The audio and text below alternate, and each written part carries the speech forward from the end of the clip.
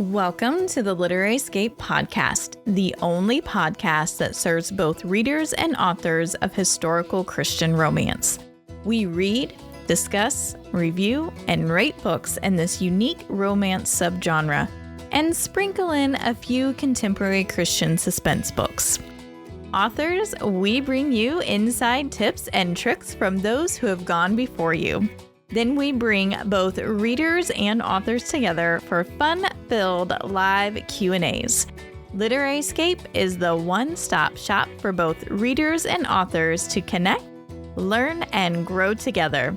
Let's dive into this adventurous episode. All right, welcome back. We are finishing up the Convenient Risk series by Sara Turnquist today. But before we dive in, I have a question for you. Do you read multiple books at once or strictly one at a time? And if you read multiple books, do you assign them to different locations, like beside bedside book, purse book, bathroom book, bathroom book? Remember Dad's bathroom books? Yeah, the stack of magazines. His magazine. No, his Star Trek books. Remember those little paperbacks? Yeah. So, do you read multiple books or just one at a time? Most of the time I read one at a time, but I can read two, like if I'm trying, like for example, I do my book club at the library, and if I'm like, I gotta get this done, but I'm into this, I try to read. But I don't have them really assigned anywhere. It's usually on my nightstand, or I take it to work and read at work. Do you always do paperback? Do you ever do Kindle or audio? I usually don't do audio. I've done audio twice. Audio is hard for me because if the narrator isn't very good. But there were two books that I did that were awesome because they had the one had different narrators for the different characters. And then the other one, it was an Asian theme book. So it was fun to listen to them talk. Yeah. It was a cozy mystery. Mainly I do paperback. I can do Kindle. I do have a Kindle. I can read on that, but paperback is my favorite. Is your preference. It's my By preference. the way, we are working on piecing together the audiobook for Unwavering Faith, and I have different people voicing the different characters.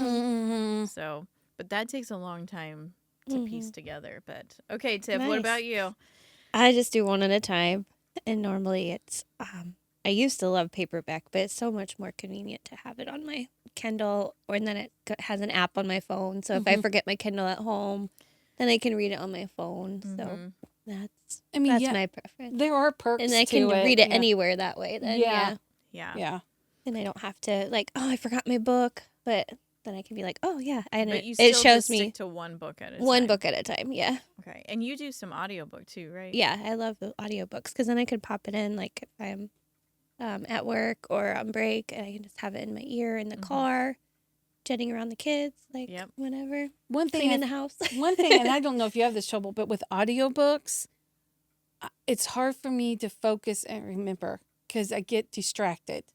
Like, I pretty much miss most of what's in an audiobook. If I'm just reading it just for the fun of it and I don't need to, remember, that's fine. But to listen to it, the way I do mine, though, is, if I start a book, then I have to finish it pretty soon. So that's why I'm I'll listen to it all day. Yeah. And, there was one book I read recently, and I literally read it.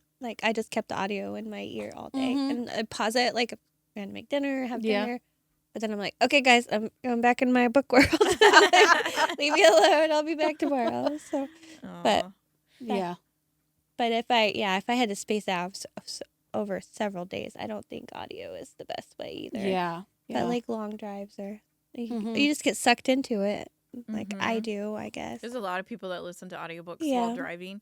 That's so I will do multiple books at a time. And at one point I was juggling an audiobook, a Kindle book, and a paperback book. And sometimes it'll be a Kindle, an audio, and a couple paperback, or a Kindle and a couple paperback. Here lately, I can't do more than two just because my brain is on overload with work stuff. But audiobook I won't do fiction with because I can't keep up with. My brain like starts wandering and then creating up all these other scenarios, and a lot of times then I'm like, oh, maybe I could try this in my book, like in my own writing. So I don't do that. But nonfiction, I love audio for nonfiction. In fact, I prefer it over the paperback. But for fiction, I really like my paperback or my Kindle. And I don't assign them places. It's just if I'm out and about, then I'm going to read my Kindle book or listen to my audiobook. If I'm home, then I'm going to pick up the paperback I'm working on. So I don't like to take my paperbacks places because I don't like them getting scuffed up or wrinkled up. So I have a cute little tab that my coworker for Christmas got me. One of those fabric things you can slide your book in, and it's yellow with bees on it, and I really like it. It protects the paperback, so that's perfect for you. Yes, perfect.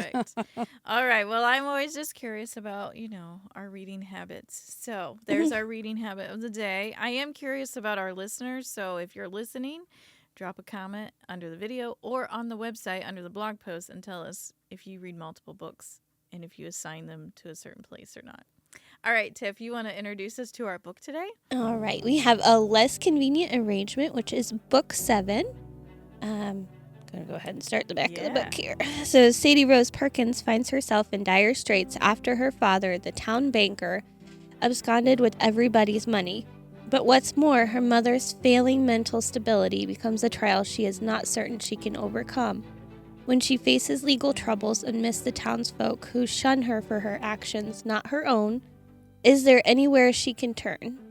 Though his one goal is to return to Richmond in a partnership in his father's law firm, David Anderson finds himself drawn to Sadie and softening to her plight. He offers what legal advice he can, but resists being pulled into the mess that has become her life, until he starts to care beyond that initial attraction. With the looming loss of Sadie's home and all that remains to support her in the world, she doesn't see a clear way out. Can she stand strong against the challenges facing her? Will David risk following his heart? Sorry, I can't read that. Will David risk following his heart regardless of the cost, or take the first out offered to him?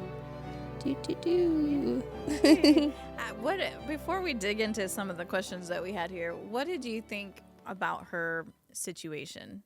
Sad. Very sad. So sad. Very, very sad, because when you read it, like, well, what happened with her dad? Like that, and then with her mom, how they treated that back then. Yeah, I felt really, because they didn't have a name for it, but basically she had either dementia or Alzheimer's, one of the two, based on her behavior. And I'm not sure which. They're so similar, but I'm not sure which one makes them go into like angry fits like that. But she was just not in a good place, and she was kind of all alone, except they had a housekeeper, right? That helped. They were able to keep her on.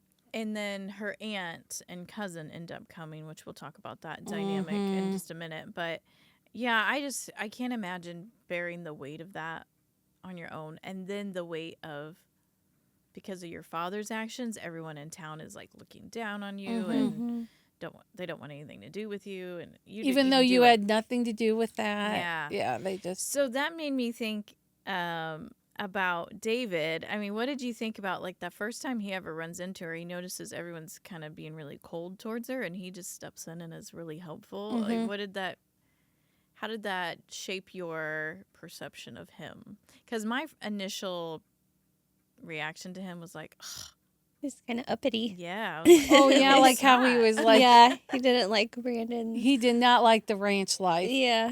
He was too good for it. Too good for it. All this dust and I can't believe you do these things, or you know what I mean? I was like, you're a little prissy pansy from the city. I didn't like him at first. I loved how, even though he was like that, he went to her aid anyways, without, even though he saw all the townspeople, like, he was still a gentleman. That scene there at the post office was the scene that made me go, okay, I think I can like this guy. I can see past his can't rough it. He's kind of really prissy in my mind. not manly man, but Mm-hmm. Oh, and like he's just used to the finer things. yeah, in life, and like you know? how it's always so loud. Like you can always hear the cook, Oh and yeah, there's yeah. never any peace and quietness. Yeah, I wondered if he had a little bit like OCD the way he was like Yeah. was washing his hands. And Very true. Just like so. He might have. I grew to love him, but initially I was like, okay. I don't know. Yes. And know his about this guy. description of the cow hands. Yeah. Oh yes, and then he Just got punched in the food. face. Yeah. Oh, that's hilarious. Anyways, also, let's just keep going on David. What did you think about how he acted around the horses? Like he Kind of acted like me around the horses a little bit. A little scared. a little scared and like real. I don't know. What do you want to say, Jessica? It was cracking me up. Yeah. Well, like okay, the one he wanted the ranch hand to drive him, Mm-hmm. and Brain's like, no, you either. What was it? You either ride this horse, Yeah. Which was or like- you wait until. wait. And it was a really old horse. I mean, but he just jumped at, like, even if it, like, swished its tail or something, he was just like, Yeah. He. I don't know how he made it to town. Well, and then the description of him getting like in and out of the saddle, and she was watching him get out of the saddle, and she was like, "Oh my goodness, this man doesn't ride horses." It's pretty entertaining. What did you think? What are your thoughts on Alice and the way she tried to embarrass Sadie at dinner with all those childhood stories? So remember, Alice is her cousin. Because her aunt and cousin come in to help. She reaches out. But Alice is really very mean. Yeah, her and her sister were both mean to her growing up. Because Alice had a sister. I can't Yeah. remember. Yeah. What did you think about? I did not that? like her. And I wish Alice's mom would put her in her place. Yeah, I was kind of waiting for that because she was really nice. Yeah, she's really nice. And Alice did this in front of her mom and then everybody. And it was just, she was so mean and so hateful. Mm-hmm. And not even like, I'm sorry what you're going through, Sadie. Yeah. I'm like, why'd you even come? I know. I was disappointed that she showed up. Mm-hmm. I know, but you had to put a little extra Yeah. drama in there, yeah. I guess. So,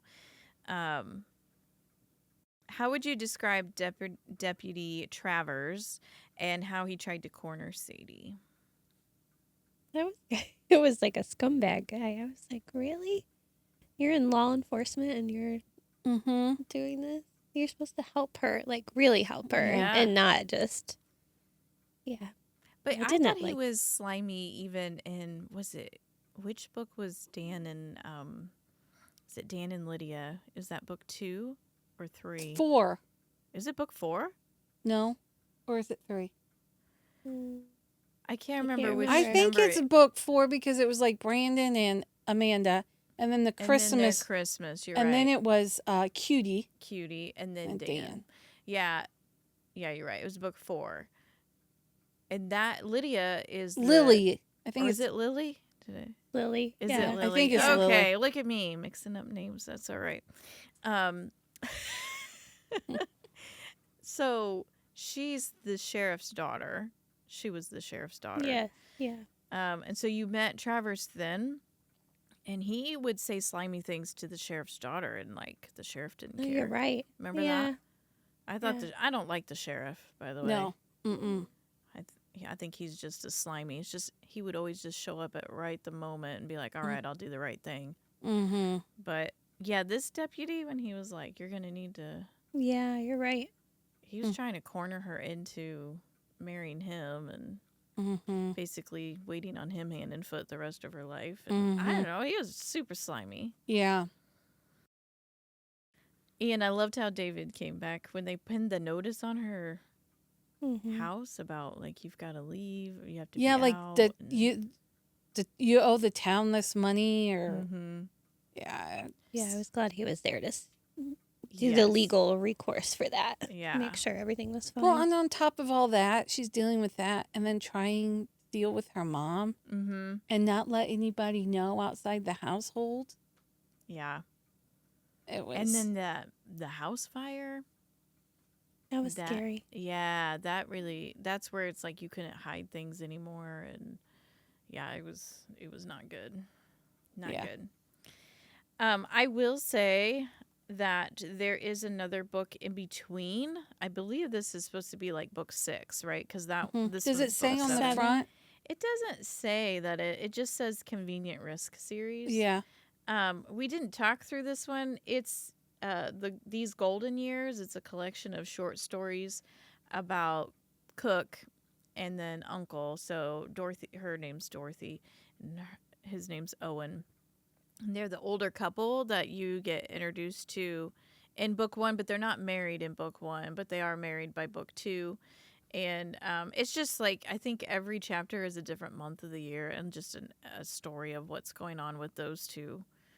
But it says that when you look at the list, I believe it says this one goes between book 5 and book 7. So. And you say older couple, but that couple looks pretty young on there. I know. I was just looking at him like, oh. In this series, Yeah. compared to the others, they're like the parent couple, I guess you could say, Yeah. to the other Yeah, couples. I had different.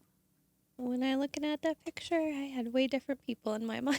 I did too. This is not who That's the I first pictured. time I've seen the cover, so. I'm like, Yeah. Yeah, when you read about him, this is probably not who most people picture. But One thing else I liked in the book we were talking about was the doctor. Even though he kept her secret for her, but I loved how when he went to court, how he came in and stood up for her. Yeah. And then reached out and said, I think I have a place you can send her to send an asylum. Yeah.